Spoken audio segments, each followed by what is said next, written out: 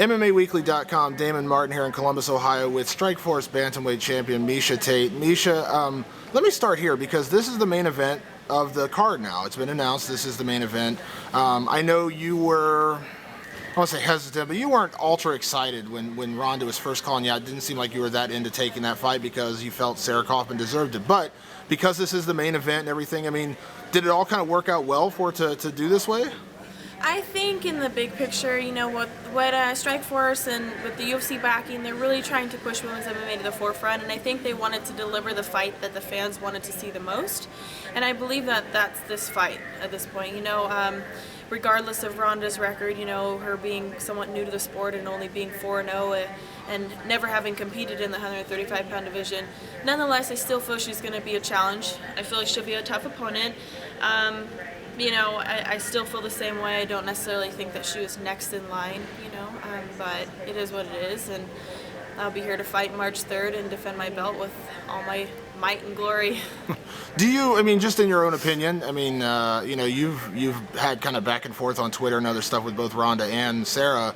Do you think this fight would be as big if it was Sarah Kaufman involved? Honestly, if it was Sarah Kaufman, I don't think that the fight would be getting as much attention because I think that for the most part, Kaufman's really kind of laid low in her career.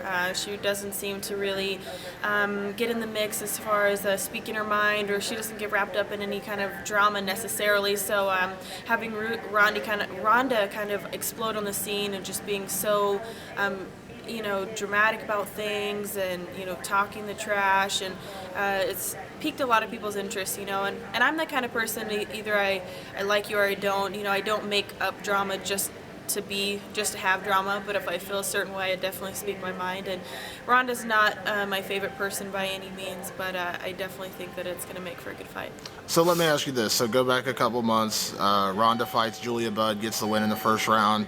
She picks up the mic and immediately, you know, starts gunning to say, I want Miesha Tate, I want to fight her before she has a chance to do anything else. You know, as a fighter, I'm sure immediately you heard about that if you weren't already watching the fight. I mean, what was your initial reaction when you heard that? Like, where did this come from? I mean, what was your reaction to that? I guess I was a little surprised, being that, you know, all of her fights have been at 145, and I believe in her judo career she's competed at even heavier than that. So, you know, to immediately expect a title shot in a weight division you've never competed in seems a little silly to me, especially being that she's so new in her career.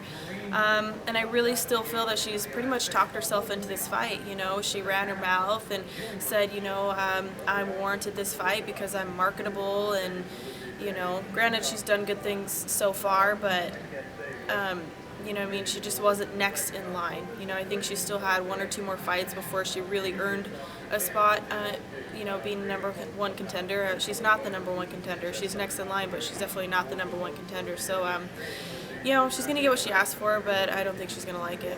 When you look at the matchup, I mean, she is young in her career. She's had 7 fights total, 3 amateur, 4 professional.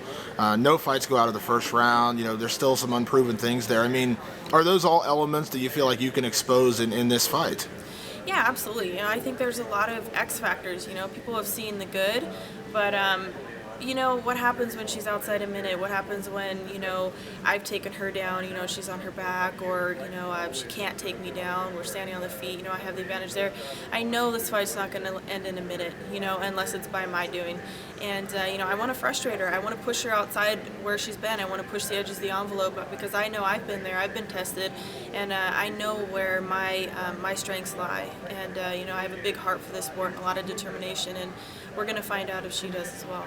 The women's division's undergone a bit of an upheaval recently. You had, unfortunately, the Chris Cyborg situation with the steroids. Gina Carano is, let's just say, for all effective purposes, she's gone. So this is kind of the showcase for the women. Main event in Ohio. I mentioned the same thing I mentioned to Ronda, I mentioned to you. The last time the women were here, the fight between Marloes Coenen and Liz Carmouche actually did better ratings than Dan Henderson and Rafael Feijão on Showtime. So is this the showcase fight? Is this the way for the women to really take that next step, that you know, to move past the Cyborg and the Gina Carano, all that stuff? I definitely think so. I think this is exactly what we need. I've been saying it all along. We just need that push. We need the exposure. We need people to hear our stories. We need people to connect with us and see that we're not so far-fetched, that we're actually really professional, talented athletes who work just as hard as the men. And when you talk about it being an entertainment aspect, I feel that the women entertain and deliver just as well, if not better, than the men. We really go out there and fight with a vengeance, and we're also well trained, so we deliver a lot of skill and technique, as well as that interesting element of maybe being feminine, and what you would think of a woman typically may not be what you would think of someone who would fight in the cage. But when you have both elements, I think it makes for an interesting contrast, and a lot of people find it appealing. In your last fight with Marloes Coenen, she had a lot to say about you before the fight, and it seemed to serve as motivation. I don't think there's any giant secret leading into this one. There's going to be a lot of talk from the other side with Ronda. Same kind of motivation. That seems to push you, and it seemed to push you in that fight. And I don't know if maybe calling you out's always the best idea, but it seems like it kind of works in your favor. Well, I feel a lot of people have underestimated me in my entire career, but I've worked really hard. I'm 12-2. A lot of people thought I was going to lose to Marloes, her having more experience and everything. I guess the difference in this fight is I liked Marloes just fine. I don't think that she felt the same about me for whatever reason, but I don't like Ronda.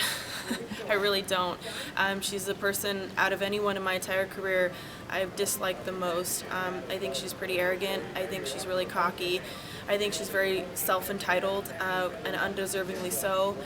And I don't appreciate her lack of respect, and so it definitely fuels the fire for me. And I feel like this fight, will be a little more emotional for me. I'm usually really, really calm, very, very calm, and I think it's just going to spike just enough in me to where it makes the fight really exciting. It's definitely going to kind of light a fire under me, and you want to win every fight for sure. But the difference with this fight is I absolutely do not want to lose to her. So it's different. I want to win just as much as I've ever wanted to win any other fight, but I don't want to lose a million times more than any other fight. So if that makes any sense. March 3rd, Columbus, Ohio, Nationwide Arena, main event. Obviously, big opportunity. I'm sure you're excited, and we're excited to have you here in town. I'm super excited. Thank you, Miesha. Thank you, guys.